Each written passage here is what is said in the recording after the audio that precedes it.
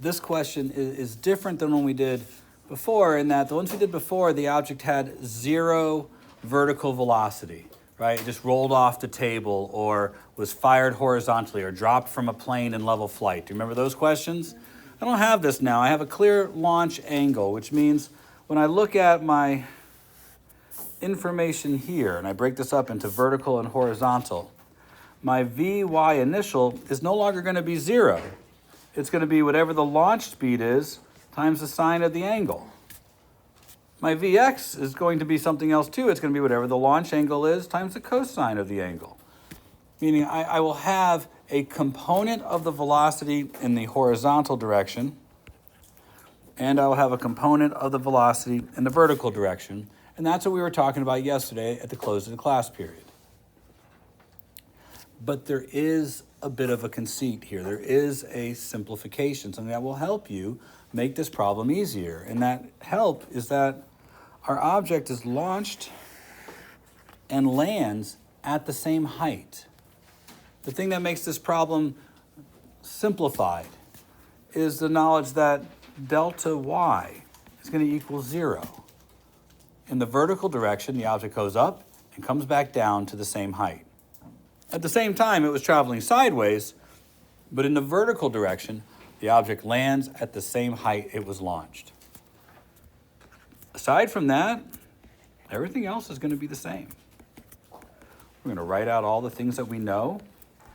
We're going to try and see if there's enough information to solve for the time in one place and plug it into the other. And then we'll see if we can't get an answer to our problem, which is where does this object land? So let's work the problem as it's stated.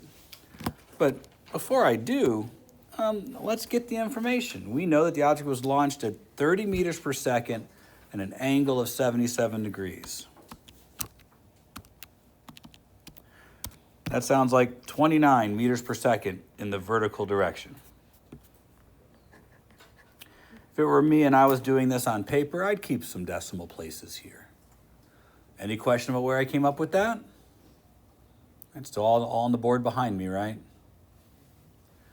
And I'll do the next one, 30 meters per second at an angle of 77 degrees. I get 6.75 meters per second.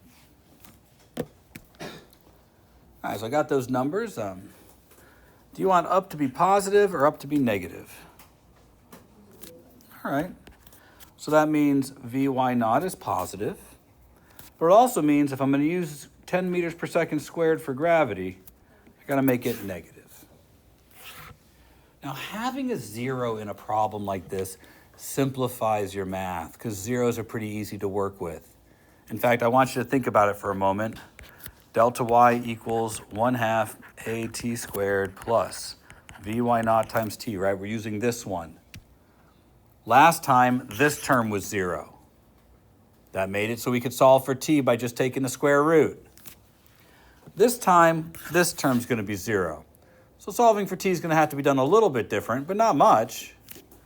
So let's put in what we have. I have 0 equals 1/2 times negative 10 t squared. Everybody see where all that's coming from? Plus 29 times t. Still good? All right.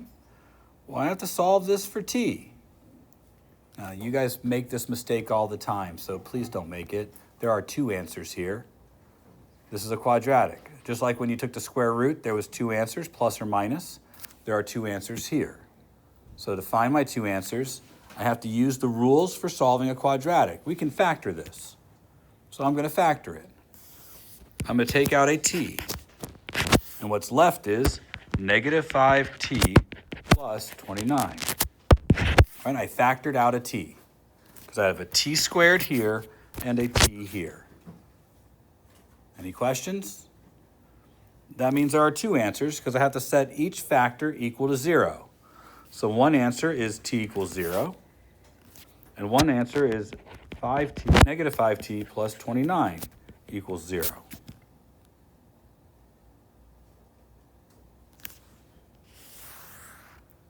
Not a lot of work to do here, but a little bit. So I'll move my 5t to the other side. I'll solve for t. And I get 5.8 seconds. So two answers. 0, 5.8 seconds. Now, one of these answers is going to be more useful to me than the other, but they both are correct. We asked the math to tell us when the ball was on the ground. And the ball was on the ground twice. Once just before it was kicked, and once after it came back down to the ground. So it makes sense to have these two answers. But we want this one. This one makes the most sense for us to use. So I'm going to use the 5.8 seconds.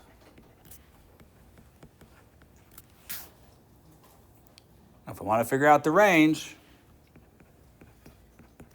just multiply those two things together. So 6.75 times 5.8, and I get 39 meters. All good? I'm going to make you prove it, okay?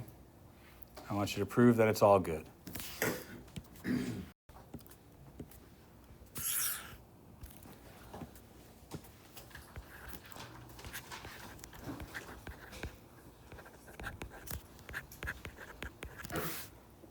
All right? I want to know where this one lands.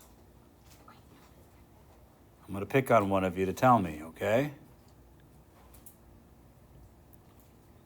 So show me that it's all good and you guys have this.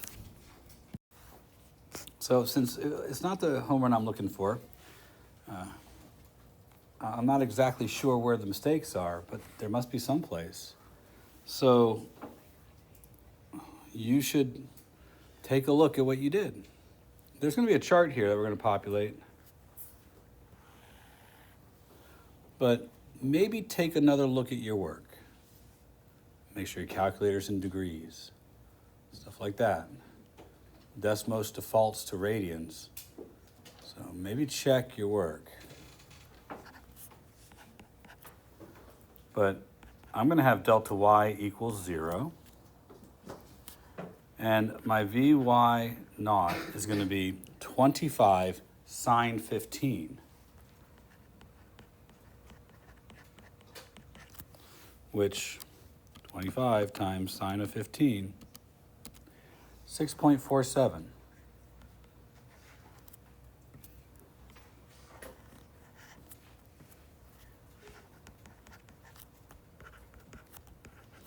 Acceleration is still going to be 10 meters per second squared. And let's see, 25 cosine 15 is 24.1.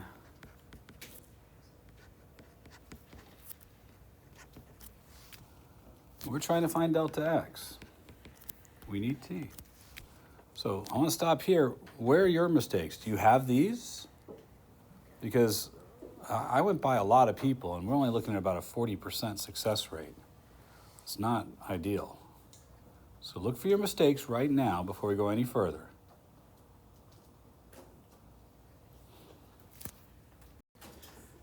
I'm going to choose up to be positive. That makes this positive and this negative. And I'm going to go with delta y equals 1/2 at squared plus Vy naught times t. I know it's a lot, but this is the old stuff. Nothing new there. So 0 equals 1/2 times negative 10 t squared plus 6.47 times t. I'm going to factor out a t, set it equal to 0, and I'm left with 1/2 times negative 10 t plus 6.47 equals 0. So I'm going to solve that for t, and that's 6.47 divided by 5.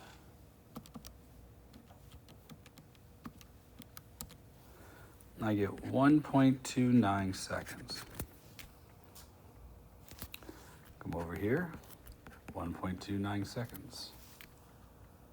So now I just got to multiply those two numbers together. 31 meters. All right. So we found our mistakes, I hope. Go ahead. How do we know whether to keep the decimal or make it just the whole thing? If it were me, I would always keep as many decimal places as you can in intermediate steps. Everything was an intermediate step until the very last step when I did delta x equals Vx times t. Then I looked at my numbers, 2 significant places, 2 significant places. Right? So I left my answer in 2 significant places. But you're not going to be penalized if you put 31 point whatever, 2, 31.25, whatever you got. If you left decimal places, you're fine. Okay? Now, what I want to show you is more than this. This was just to get us here. I want to show you something different. So that's what I'm going to do now. And I'm afraid that some of you are not going to be able to make this journey with me because you're having difficulty just keeping this in your head. So this might be tough for some of you, but it doesn't matter. If I don't do this, you're going to look some stuff up on the internet when you're desperate to finish your homework, and you're going to come across something and you're not going to be particularly sure about how to use it. Or worse, you're going to think, why didn't you show me this from the beginning? It's one equation that can do everything. I'm telling you right now, no such thing exists. But I want to show you something so you have seen it, okay? Before I do, I want to ask you a question. Have you noticed that these tend to be the same thing all the time? This particular one offers us an opportunity that doesn't exist with the type 1 questions. I want to show you that opportunity, but it only works because of this. It's the only reason this works. Because solving for t is pretty easy. If you've noticed, solving for this t isn't that hard to do at all, is it? You just got to factor out a t and you can, whatever's left, you solve for t. It's pretty straightforward. So what I'd like to do instead is take this and get rid of the work we just did. Get rid of these numbers that are over here.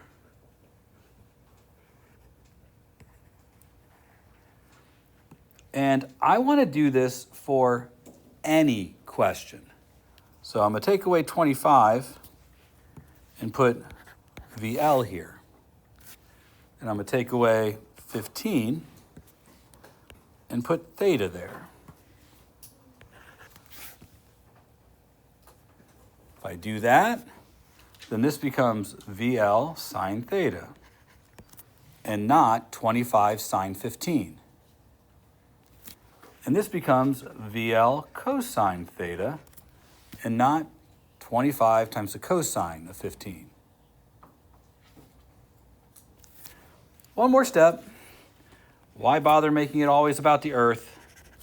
Let's make it about any planet, or any acceleration for that matter. Now, when I'm done, I'm not going to have an answer. I'm going to have all the answers, right? I'm going to have an equation, just like quadratic formula, which solves for any quadratic. So that's all I've done is I've taken the same idea of the quadratic formula and instead put together a set of placeholders that represent the launch velocity and angle. And I want to see if I can make it tell me where those objects will land every time without having to do this whole chart. That's what I want to do. I'm going to follow the same set of steps we've been following. I'm going to solve for time on one side. I'm going to plug it into the other. So I'm going to start right here. Everybody good to go? Delta y equals 0. I have to state that from the beginning. We're dealing with one subset of these problems.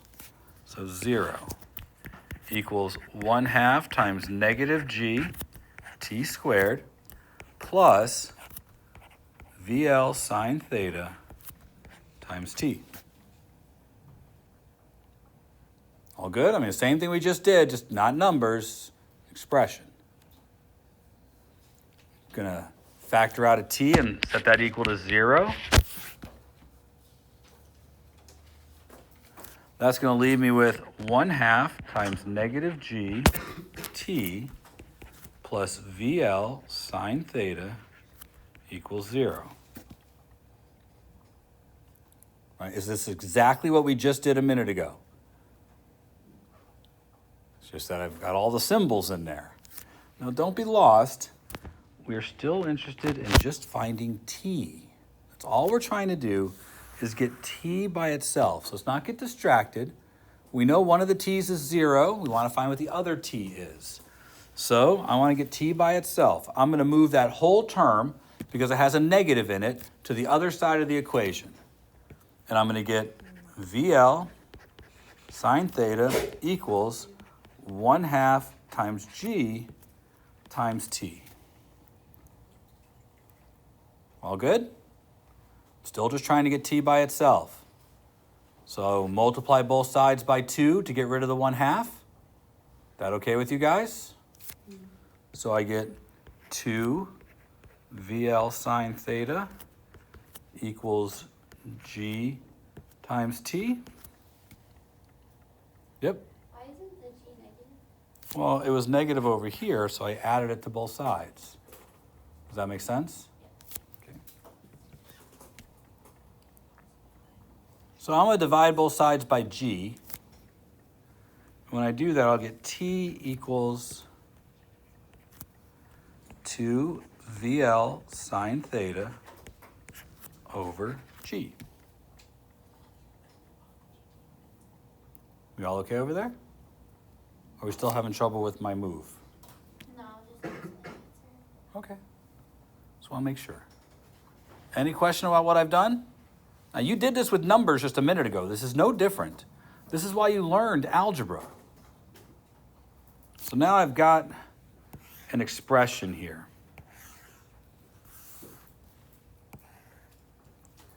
I want to use that expression right over here. The next step was to say that delta x equals Vx times t. Well, I have t now, and I have Vx now. So I'm going to put all that together. Delta x equals, for Vx, I'm going to use VL cosine theta. And for t, I'm going to use 2 VL sine theta over g.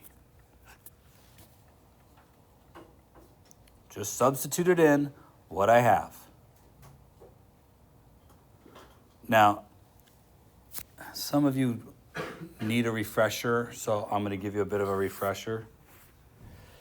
If I have 2/3 and I want to multiply by 4/5, are you aware you multiply the numerators together and then you multiply the denominators together?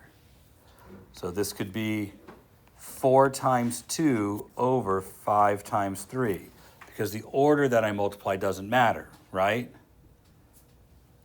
All good? Because it's going to come up in a second, and I don't want any questions about it. That's why I'm showing you this first. All right. I want to multiply these together, but I know that you'll have difficulty, so I'm going to rewrite this just a little bit as VL cosine theta over 1 times 2 VL sine theta over g. Now it's 2 fractions. I'm doing that because a lot of people don't know that this just goes to the top. But now, do you see why it goes to the top? So I get 1 times g in the denominator. And then the top, I'm going to have 2 VL times VL, which is VL squared, sine theta times cosine theta.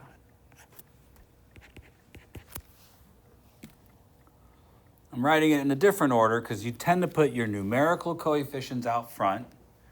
I had 2 VLs being multiplied together, so I put them together as squared, and then I had sine and cosine. Okay? Now, I could stop here and say that this is one equation that will give me my answers without me having to do one side and the other side. Go ahead.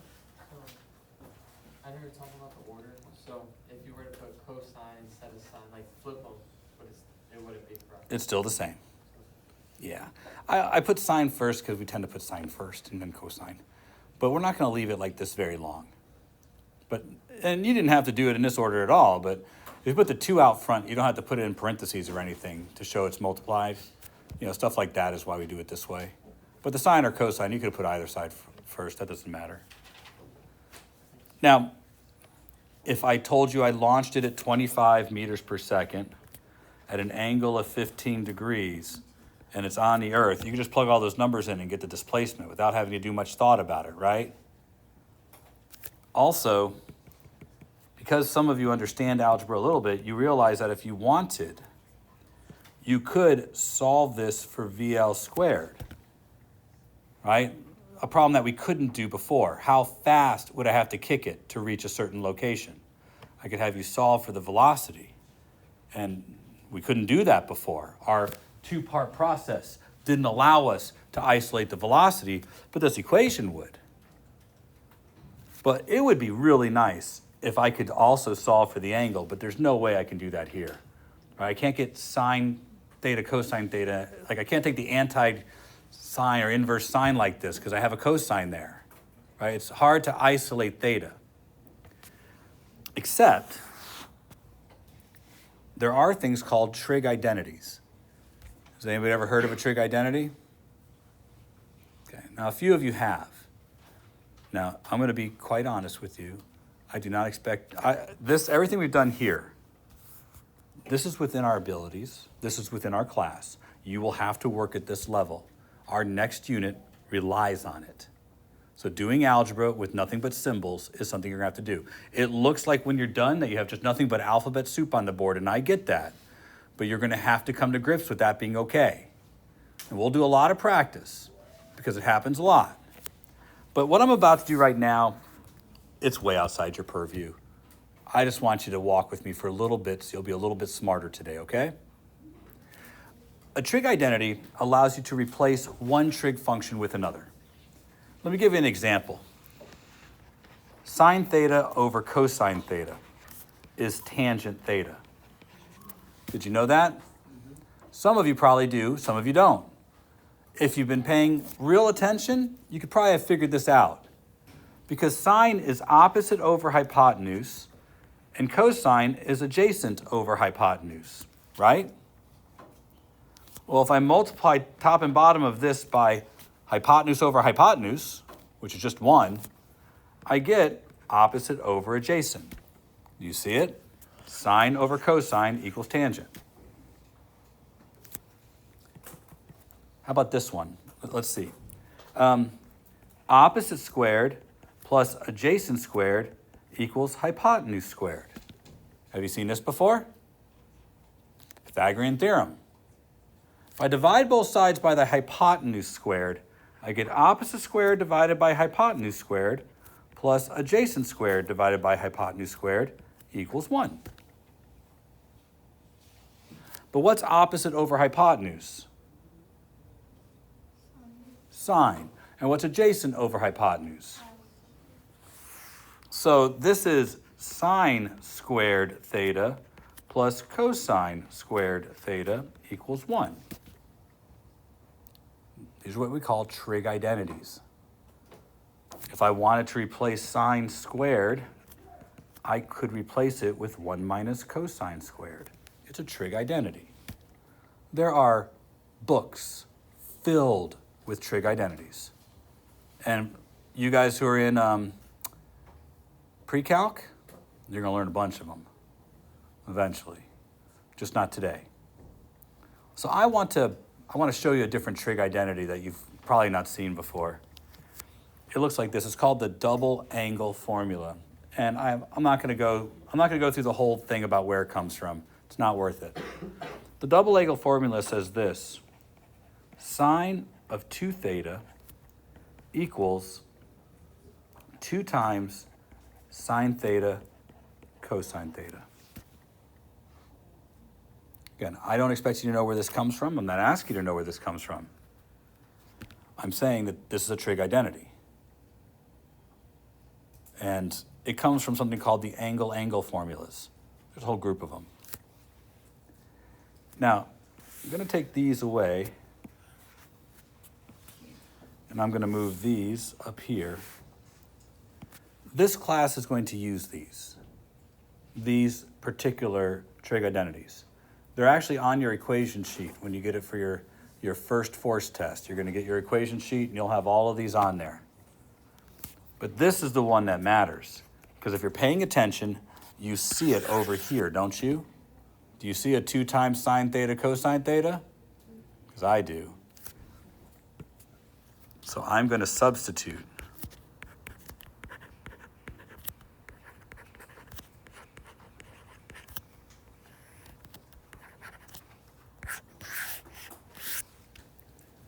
Right? I took the 2, the sine theta, and the cosine theta, and I replaced it with sine 2 theta. All good? I hope so. It's just algebra. This is called the range equation. And it will solve any projectile problem with a catch. It can only solve the projectile problems where delta y equals 0. If you use it anywhere else, it doesn't work, because we started at the very beginning of this setting delta y equal to 0. So if you try to use this in any other circumstance, it will not work. But if you look closely, I could solve this for theta, couldn't I? Right? Theta's by itself. I could solve this for v. I could solve this for delta x. I can solve for any one of those launch variables. In fact, let's use it real quick. A few minutes ago, we did a launch at 25 meters per second and an angle of 15 degrees. Our answer should be 31 meters. If we did all of our work right, it should come out to be okay. Let's see if it does. Delta x equals 25 squared times the sine of 2 times 15 divided by 10. Everybody okay so far? See what we got there? So this is going to be 25 squared is 625. 2 times 15 is 30. And the sine of 30 is 0.5 divided by 10. Half of 625 is 312.5. Divided by 10, 31.25 meters.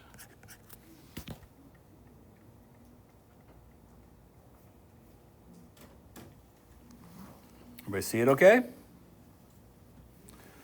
But there's more. We can do stuff with this that we couldn't do before. For example, let's go back to the very beginning. What if instead I tell you that I'm going to kick it at 25 meters per second, but I want the ball to go 40 meters, not 31 meters? Is there an angle that will do that? Right, we couldn't do that before, but we could do it now. We have one equation that has all of these things in it. We just plug all of this stuff into the one equation and see what the angle is. So we're trying a new function, a new equation. I'm going to say, all right, delta x is 40 equals launch velocity squared, 25 squared, times the sine of 2 theta, which I don't know, divided by 10. Right? This is the way to go. I can do this because delta y equals 0. All right, 40 times 10 is what? 400. Equals 25 squared is what? We just did it a minute ago. 625 times the sine of 2 theta. going to divide both sides by 625.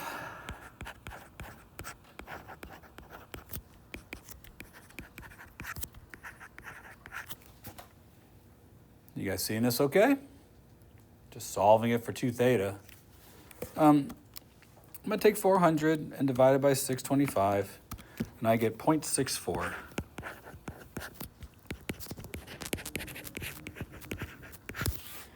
Now, you guys know the next step is take the inverse sine of both sides, right? So I'm going to take the inverse sine. And I get that 2 theta equals basically 40 degrees. Now, this isn't the answer, right? The answer is 20 degrees. Right? 2 theta equals 40 degrees. So the answer is 20 degrees.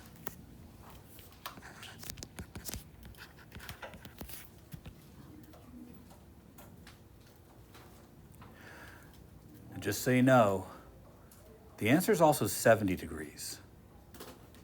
That's not obvious. And that'll have to be a conversation for tomorrow. There's 2 answers for any one of these that has angles. I'm going to show you why tomorrow. But it has to do with the fact that we're dividing by 2. Now,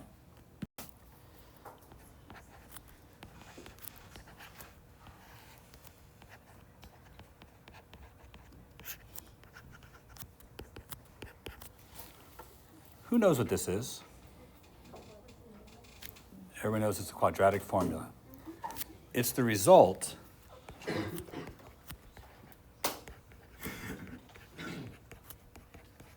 of taking this equation and solving for x. Now, you may or may not have done this when you were in school, but that's where it comes from. It's saying I want to isolate x. And the only way to do that here is a process called completing the square. Now, I say that knowing that if I gave you a quadratic, you could probably do it because you could plug it into the quadratic formula. Most of you don't remember how to complete the square, but you remember the quadratic formula. I don't know what it is, but this is okay, but what I'm about to show you won't be. You won't be able to wrap your mind around it. And those of you who can, good, I'm glad. But some of you will be tough. You see,